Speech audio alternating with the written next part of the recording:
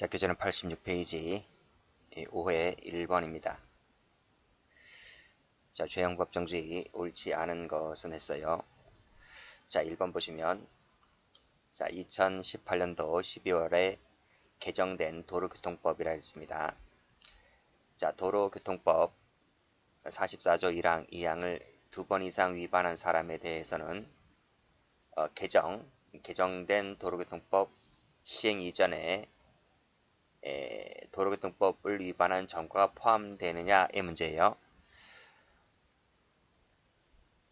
자, 2018년도에 개정이 됐다 했잖아요. 그렇죠? 요 도로교통법이 개정이 됐다 했습니다. 그러면 우리가 보통 법이 개정되었을 때는 개정된 이후부터 법적 효과가 발생하는 것이 맞잖아요. 근데 이 판례를 가만히 보면요.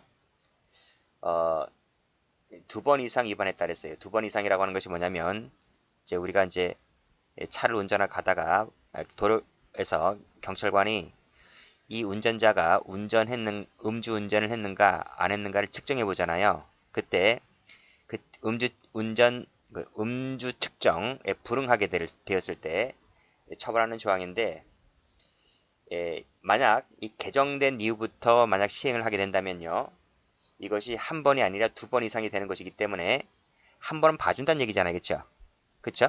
그러면 한 번은 요령을 부려서 피해 나갈 수 있다 하기 때문에 법의 효력이 약간 떨어질 것 같지 않습니까?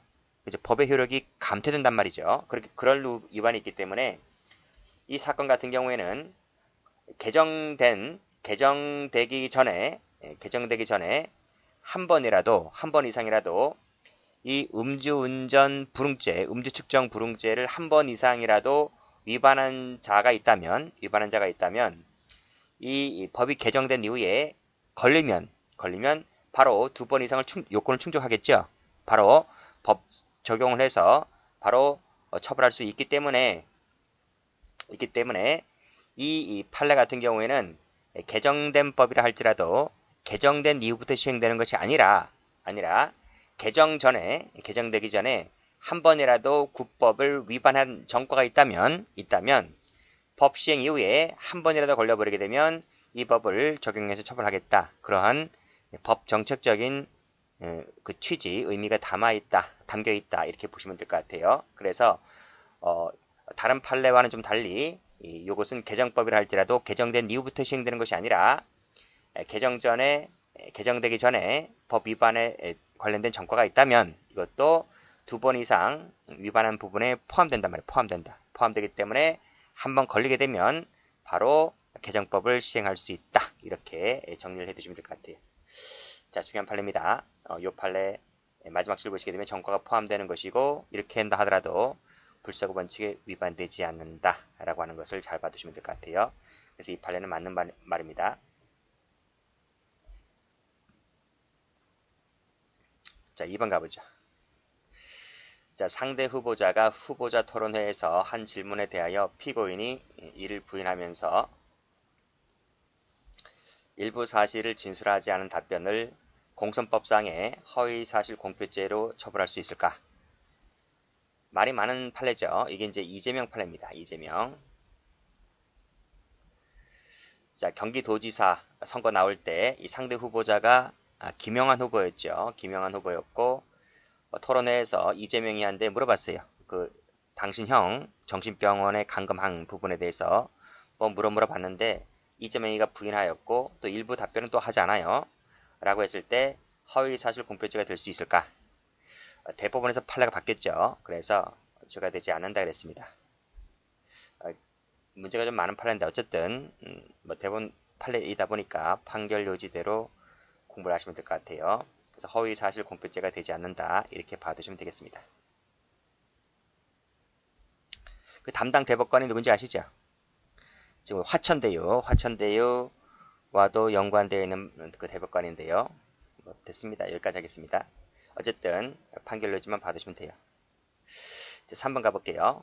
자, 원격지네, 원격지. 자, 의료인이 전화 등을 통해서 원격지에 있는 환자에게 행하는 의료 행위를 하면 돼야 안 돼요? 원래 의료인이 있고 환자가 있으면 원래 직접 병원으로 와서 그쵸?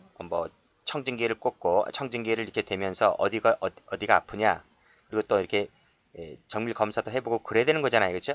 근데 병원에 오지 않고 멀리 이 원격지를 통해서 전화등을 하거나 뭐 화상 뭐 접견을 하거나 뭐 그렇게 합니다. 이것은요, 의료법에서 금지되는 행위입니다. 아시겠죠? 이러한 의료인은 안 된다는 겁니다. 그래서 이것은 의료법 위반죄가 되는 거예요. 의료법 위반죄가 된다. 자, 이것은 설령 환자나 보호자 요청에 따라서 이 원격지 등에 관련된 의료행위가 행해졌다 하더라도 똑같습니다.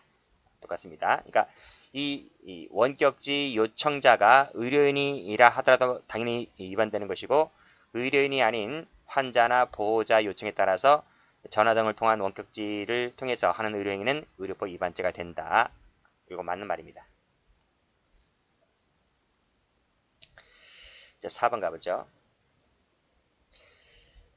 4번을 보시면 시동을 걸지 못하고 그랬어요. 제동장치를 조작하다 후진하면서 추돌 사고를 야기하였는데 이것이 특가법상의 위험운전치상죄가 될 수 있을까? 라고 하는 것인데, 결론부터 말씀드리면 안 됩니다. 즉 특가법상의 위험운전치상죄로 처벌할 수 있으려면 고의범이다. 고의범. 근데 이것은 과실범이죠. 시동을 걸지 못하고 조작하다가 후진한 사고는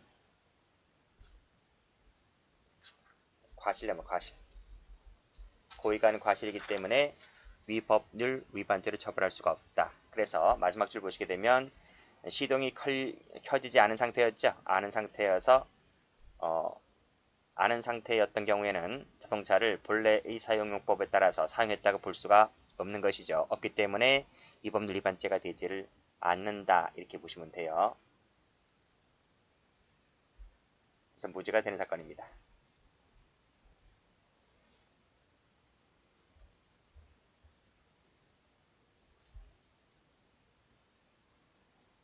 제가 설명을 잘못한 것 같은데, 이거 걸지 못하고가 아닙니다. 이거 지워버리세요.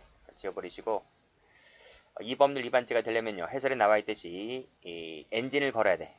시동을 켰을 때, 시동을 켜서 사고 났을 때 특가법상의 위험운전치상죄로 처벌할 수 있는 거예요.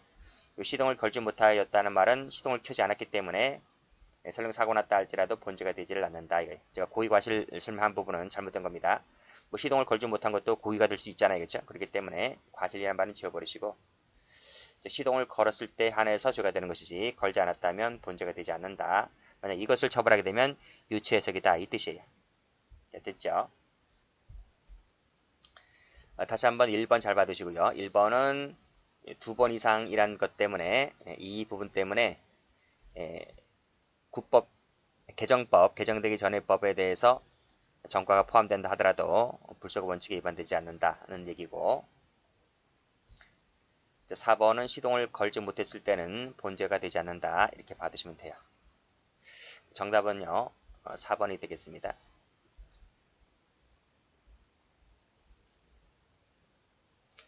자, 문제 2번 가볼게요. 자, 다음 중에서 틀린 것은 그랬죠? 자, 법이 개정이 되었습니다. 그래서 가볍게 변경됐는데요.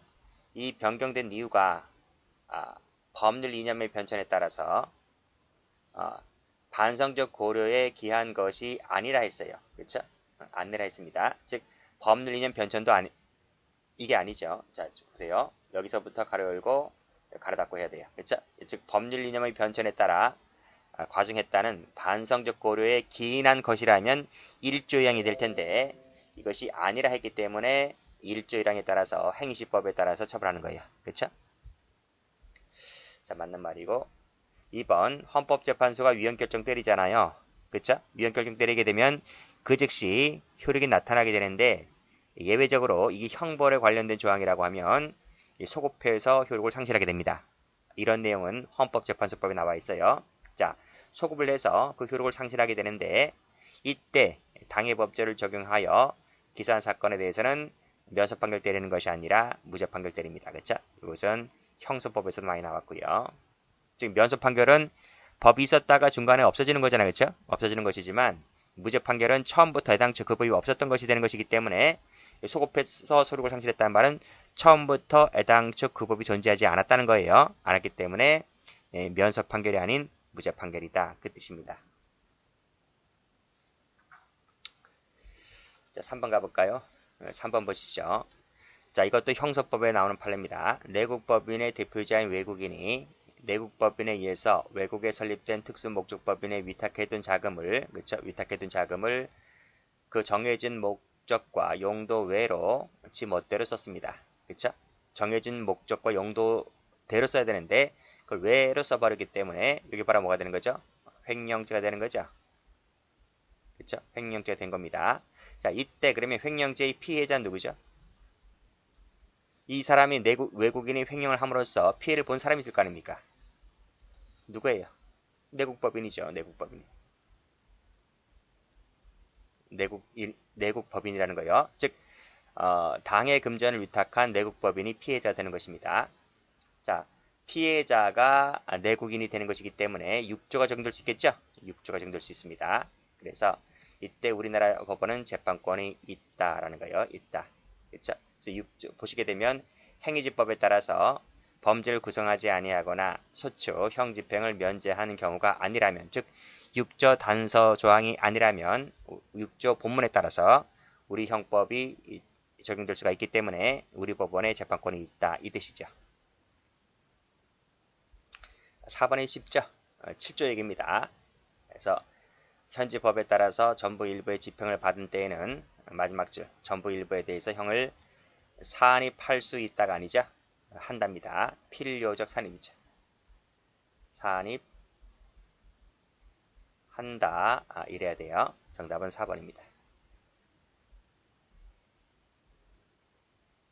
자, 문제 3번 같죠. 옳은 것은 몇 개인가 했어요. 자, 법인 설립 이전에 자연인의 행위를 이유로 양벌 규정을 적용해서 처벌할 수 있습니까? 없죠. 즉 설립되기 이전의 경우에는 법인에게 어떤 선임 감독성의 과실이 있다고 할 수가 없기 때문에 양벌 규정에 따라서 처벌할 수가 없는 것입니다. 동그라미.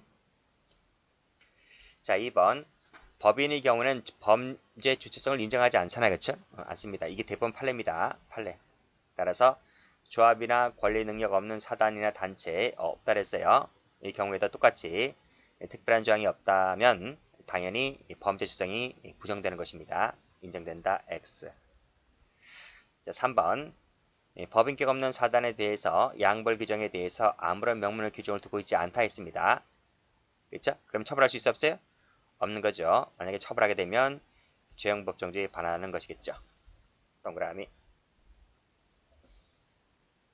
자, 4번 행위자에 대해서 장량 감경하는 조치를 취했다고 했을 때 양벌 규정에 따라서 법인에 대해서도 똑같이 장량 감경할 수 있을까? 그렇지 않다는 겁니다. X. X. 자, 그래서 옳은 것은 2개입니다. 2번.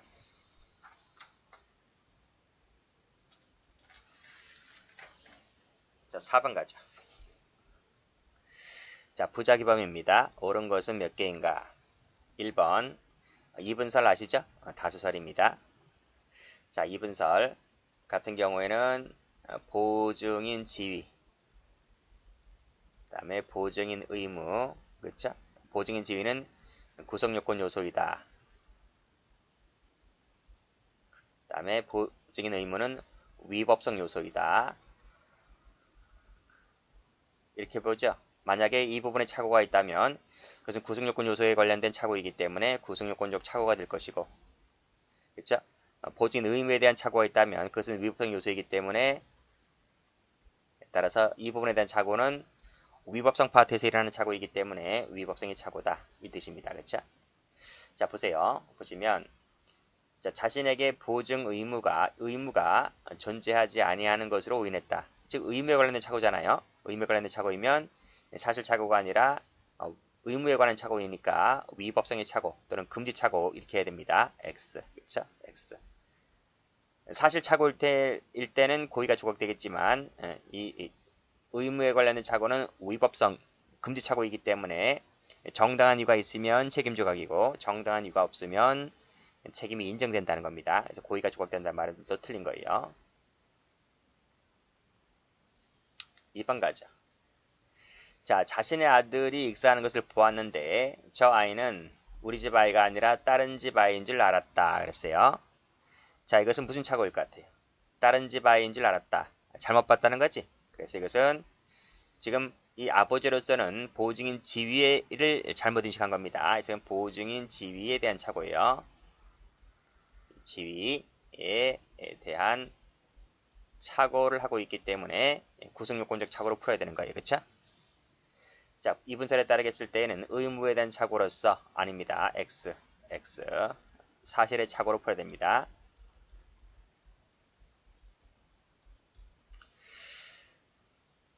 자, 3번은 쉬운 거죠. 그냥 주면 죽을 것 같다는 생각이 들었다. 미필적 고의가 있는 거죠. 살인에 대한 미필적 고의가 있다고 보았고 결국 죽었기 때문에 살인죄가 되는 판례입니다. 감금치사죄가 되는 게 아니라요. 자, 다음 자기 의무는 법적인 의무로서 법령, 법률행위, 선행행위, 그쵸? 그 다음에 사회상규, 조리, 신의 측에 의해서 인정될 수가 있는 것이죠. 그래서 여기까지 맞아요. 맞는데 도덕적 의무라든지 종교적 의무는 여기에서 인정될 수가 없는 거죠. 그쵸? 없는데 사회상규도 인정될 수 없다 했으니까 틀렸네요. 사회상규나 조리는 인정됩니다. 그래서 이건 틀렸어요. 그래서 옳은 것은 하나도 없습니다. 정답은 4번. 5번 갈까요? 옳지 않은 것을 골라라 그랬어요. 자, 직진 신호에 따랐다는 말은 신뢰했다는 거지. 교차로에서 직진 신호등을 신뢰했습니다. 이 신뢰의 원칙이 적용됩니다. 그렇죠? 신호를 받고 간 것이기 때문에 과속으로 가도 괜찮아요. 아시겠어요? 과속으로 가도 괜찮다는 거예요. 자, 이때 이 운전자는 갑자기 좌회전을 허용되지 않은 좌회전을 감행하여 자기 차량의 앞을 가로질러 진행하던 오던 차량과 충돌하였는데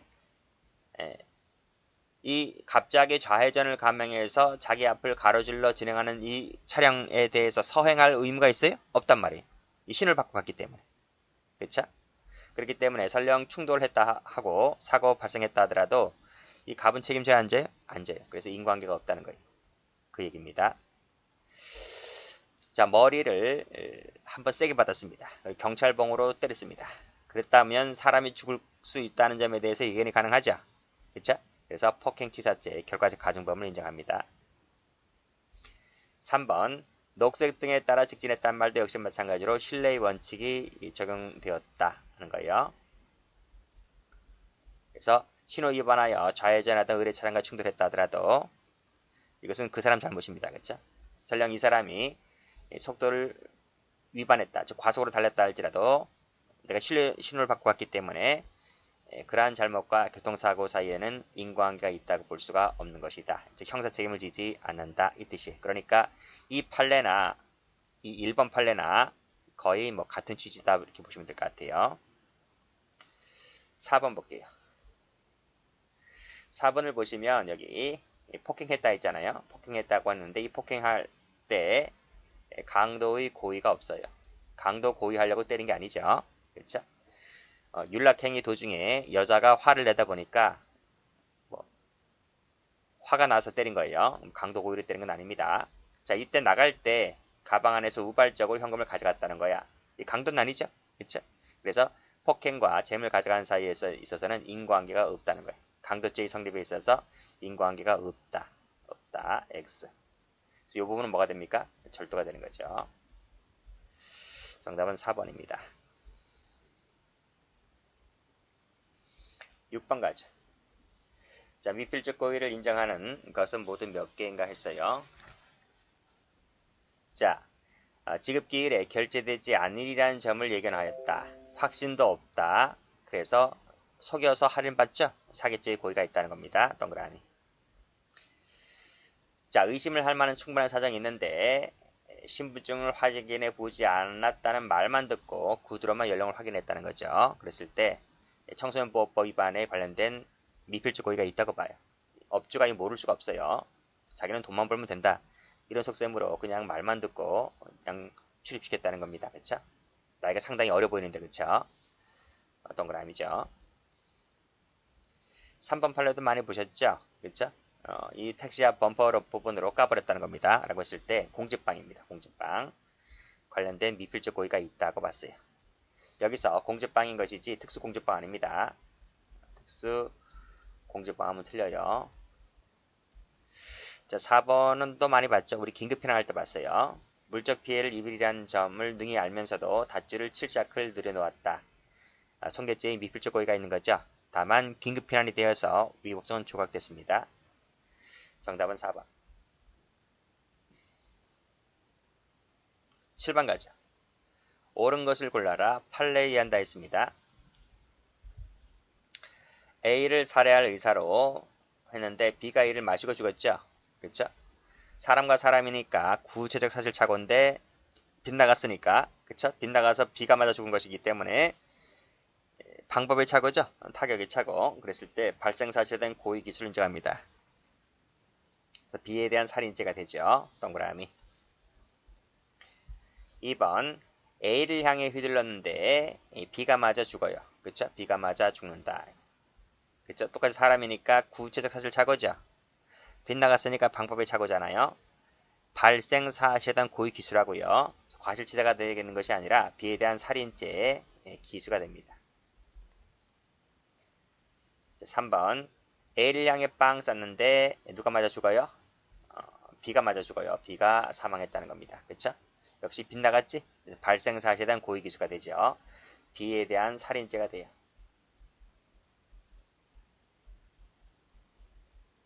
그래서 틀렸습니다. XX.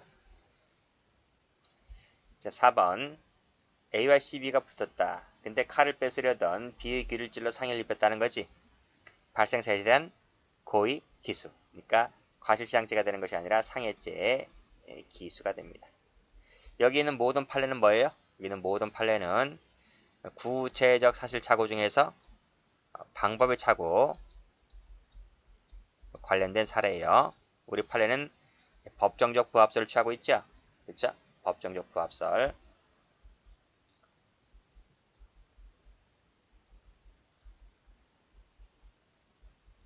그에 따른 결론이다. 이렇게 보시면 됩니다. 여기까지 합니다.